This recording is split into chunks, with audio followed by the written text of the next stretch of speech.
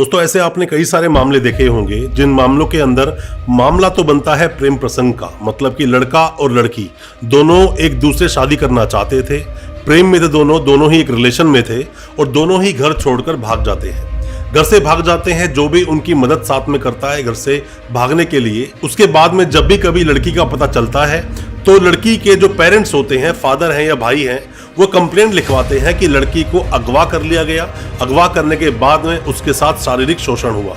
अब बाद में जो केस बनता है वो केस बनता है पॉक्सो का। साथ में सेक्शंस क्या लगते हैं? सेक्शंस लगते हैं 363, 366, 376 और साथ में ही पॉक्सो। पॉक्सो में सेक्शन 6 कई बार देखने को मिलता है जब एफआईआर काटी जाती है। और पॉक्सो 6 जैसे संगीन जो धाराएं हैं जिसके अंदर उम्र कैद और साथ में फांसी तक का भी प्रावधान है, ऐसे सेक्शंस में जब एफआईआर कटती है तो सीधा जो भी वो लड़का था जिसके साथ वो लड़की घर छोड़कर गई थी उसको उठाकर जेल में डाल दिया जाता है। और मैं दोस्तों आपको बताऊं, जो ये पॉक्सो 6 का जो सेक्शन एक आप अगर देखेंगे तो उसमें जल्दी से बेल भी नहीं होती है। क्या होता है पूरा ये मामला, कैसे एफआईआर लॉन्च होती है, क्यों ये सेक्शंस आप पर लग जाते हैं, आपकी बेल कब तक होगी, और अगर ऐसा ही कोई मुकदमा, ऐसा ही कोई मामला, लड़का और लड़की दोनों रिलेशन में थे, लड़की की उम्र कम थी, लड़का और लड़की दोनों घर छोड़कर भाग गए, बाद में एफआईआर कटवाई गई और आपका भी कोई जानकार, सगा संबंधी या दोस्त अगर कोई ऐसे ही केस में फंस गया है,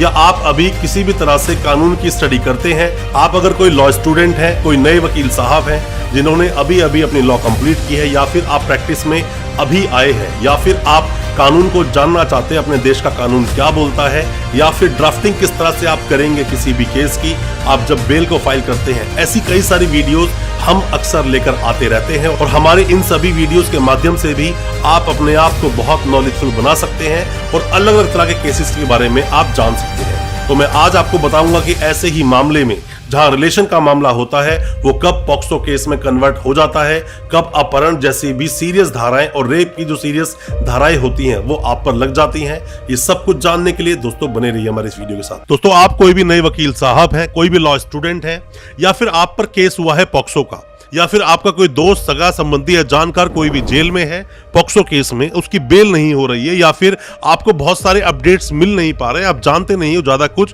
पॉक्सो एक्ट के बारे में, क्या कुछ चलता है प्रैक्टिकली कोर्ट के अंदर, कोर्ट में किस तरह से पॉक्सो केसेस पर फाइट की जाती है, क्योंकि ये एक स्पेशल एक्ट है दोस्तों। स्पेशल एक्ट के अनुसार ही सजा का इसमें खुद का प्रावधान है, खुद का ही प्रोसेस है, किस तरह से पॉक्सो केसेस चलाए जाते हैं, जजमेंट्स का आपको पता होना चाहिए। दोस्तों किसी भी नए वकील साहब के सामने सबसे बड़ी समस्या यही होती है कि उनके परिवार में कोई दूसरे वकील साहब नहीं है और दूसरा कोई सिखाना चाहता नहीं, तो उनके सामने बहुत बड़ी समस्या खड़ी होती है। हम किस तरह से चीजों को समझें, किस तरह कोर्ट में खड़े हों, किस तरह से दलीलें दें। तो इस कोर्स के बाद आपके सभी तरह के डाउट्स बिल्कुल खत्म हो जाएंगे और सभी वो लोग जिनका कोई भी सगा संबंधी जानकार या कोई भी खुद जिस पर ये केस दर्ज हुआ है तो वो पूरी तरह से इंफॉर्मेशन ले सकता है पॉक्सो केस के बारे में, उसको पता चलेगा कोर्ट में किस तरह से पूरी प्रोसीडिंग चलाई जाएगी। हमने ये एक पूरा कोर्स बनाया है आपके लिए जिसके अंदर पॉक्सो एक्ट के सभी सेक्शंस पर इंडिविजुअल वीडियोस हैं, प्रैक्टिकली कोर्ट में केस चलता है आप ये भी जान पाएंगे, जजमेंट्स मिलेंगे, आपको अपने केस को लड़ने में बहुत आसानी हो जाएगी।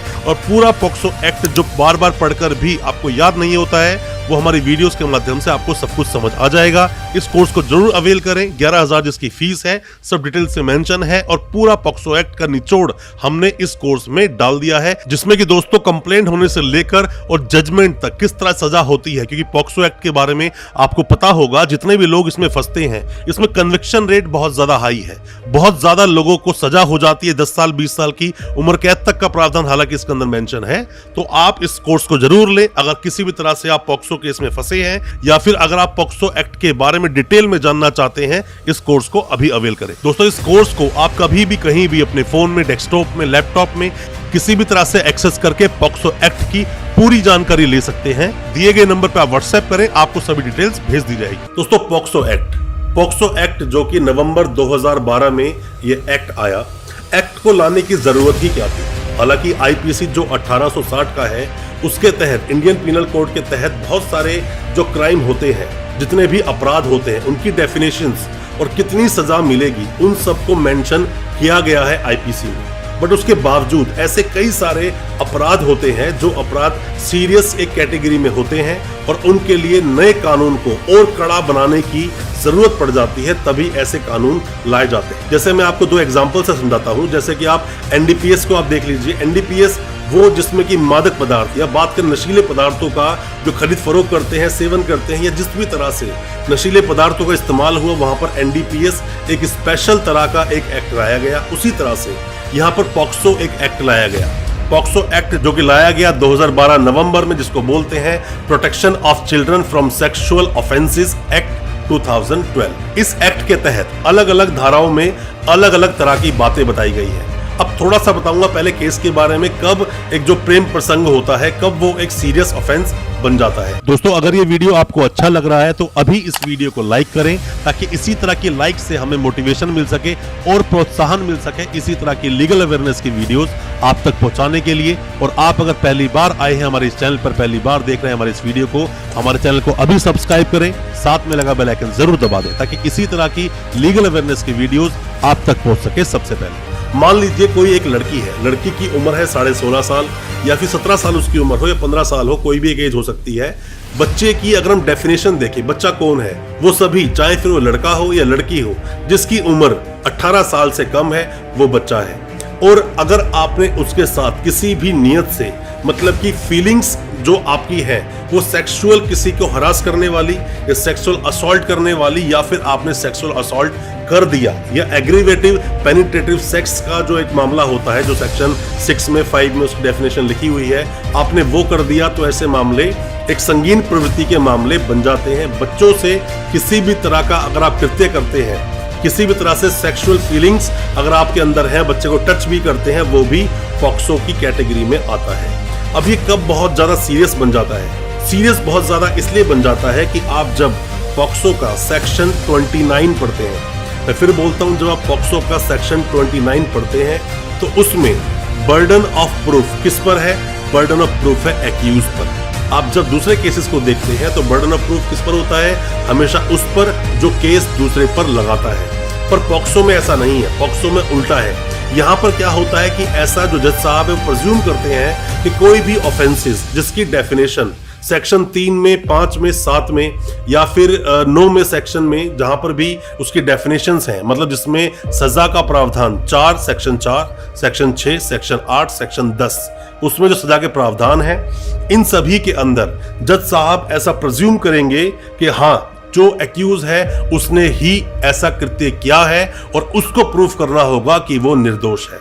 लड़का लड़की के साथ अगर भाग जाता है या लड़की लड़के के साथ भाग जाते हैं घर से, दोनों प्रेम प्रसंग में थे, दोनों ही रिलेशन में थे, तो ये माना जाएगा क्योंकि बच्चों को इतनी अकल नहीं होती, इतनी समझ नहीं होती। हालांकि देखा जाए तो बच्चे आजकल के समाज में 15-16 साल से ही बड़े अच्छे खासे वो बड़े हो जाते हैं, पर यहाँ जो एज है, जो कानूनी लैंग्वेज बोलती है, वो 18 साल है। अगर लड़की को आप भगाकर ले भी गए या लड़का लड़की चाहते हैं शादी करना, बाहर जाकर कहीं रहना शुरू कर दिया, 2-4-5 महीने के बाद अगर उनको वापस से इंफॉर्मेशन मिलती है लड़की परिवार को, अगर वो ले आए, तो हमेशा आपको एफआईआर देखने को मिलेगी कि जिसके अंदर 363, 366, 376 और अक्सर पॉक्सो का 4 या पॉक्सो का 6 सेक्शन उसमें मेंशन होता है और लड़के को जेल जाना होता है। अब दोस्तों बात करें इसमें बेल का प्रावधान क्या है, बेल किस तरह से आप इसमें ले पाएंगे, पर उससे पहले आपको जान लेना चाहिए सेक्शन 35 को।